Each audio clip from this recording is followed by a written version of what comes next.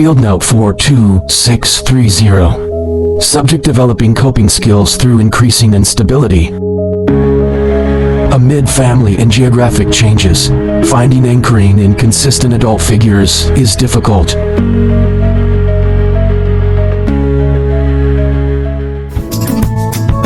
It's not just the answers, not just the quotes. It's life in the margins. It's time for CluffsNotes. Have you ever stood at an arcade and watched a pinball machine? That little silver ball ricocheting off the bumpers, flashing lights, sharp dings, chaos in motion. That's what it felt like when my parents divorced. It was the mid-1970s. I was only 9, starting the 4th grade, and for us kids, this divorce came suddenly. No warnings, no memories of loud fights, just a before and then an after.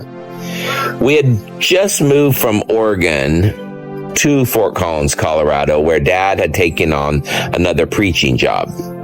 But in this small, conservative, evangelical church that we came from, divorce was unthinkable. When my parents separated, everything changed. Mom remarried quickly. She found an older, wealthy, but difficult man. Dad ended up moving a couple hours away. Big humans often struggle to make sense of their own journeys. We had no nearby family. And for this 9-year-old boy, his tribe disbanded. My foundation crumbled. All that remained was motion. I bounced from moment to moment, flailing and trying to find footing. Bing, bing, bing. Now here's the strange thing about instability. Over time, it starts to feel like a rhythm. When your world won't hold still, you start searching for those still points. And for me, that still point was Mr. Harms.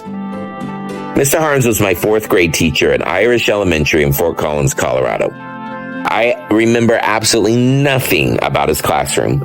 Not the bulletin boards, not the lessons. But what I do remember was how it felt. It was warm. It was structured. It was safe. Mr. Harms was that calm eddy in the river where I could breathe. And he has no idea.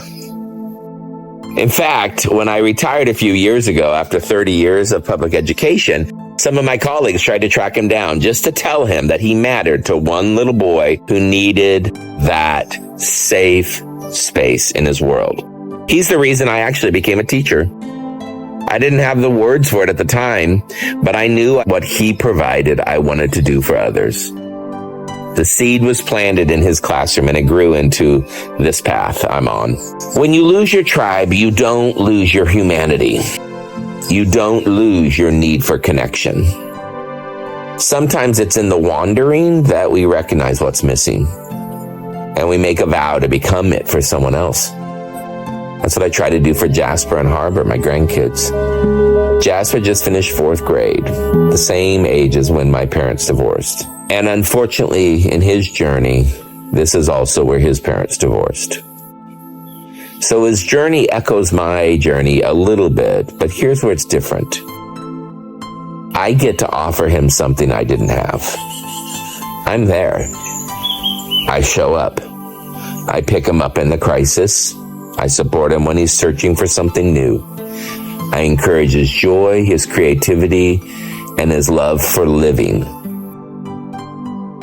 Even when I had my own divorce a couple decades ago, I was so conscious to make sure that I stayed close to my kids, to build a home that they knew was theirs too, not just a place they visited. I learned from what I didn't have, from what it felt like to be shuffled and silenced. And that's why my life motto is simple: do unto others what I wish was done for me. And so here's what I pass on. None of us choose the stories we're born into. Children follow our lead. And here's your nudge. How can we, as teachers, parents, papas, neighbors, family, be the calm. How do we be the one they're rushing to show up?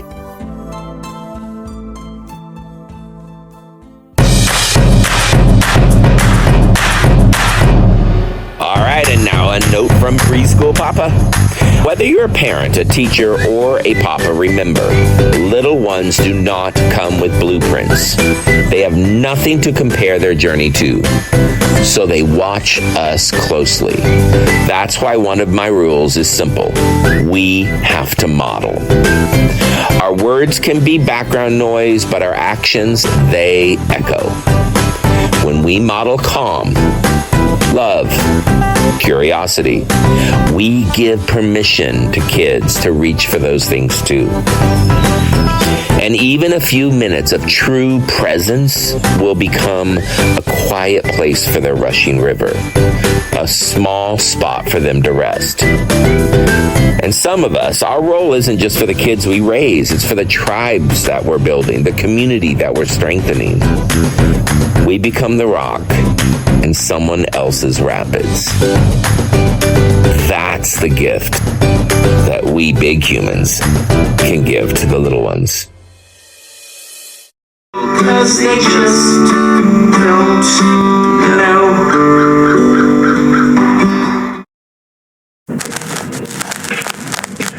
Another reel for the shelf.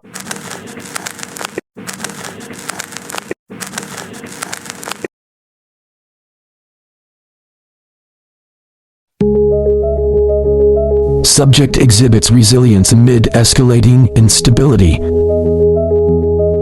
Fragmented family structures, complicating connection. Signs of internal conflict emerging. Caregiving dynamics unclear.